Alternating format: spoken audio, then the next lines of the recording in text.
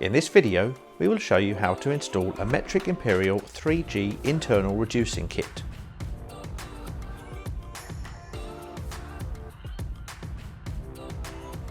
Firstly, you need to remove the nut, the split collet, and also the seal ring, so that there are no components inside the fitting. The internal reducing kit has its own seal, so this is now inserted into the fitting as shown here. And the nut is now replaced, leaving 2 to 3 threads still visible.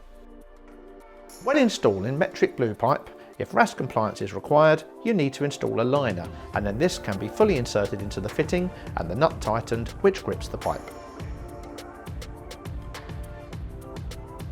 The same process is followed if installing black Imperial pipe.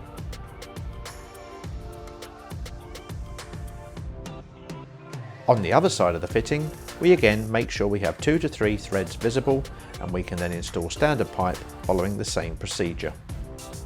For further tightening, use the appropriate size Philmac spanner available in sizes from 20 to 110 mm.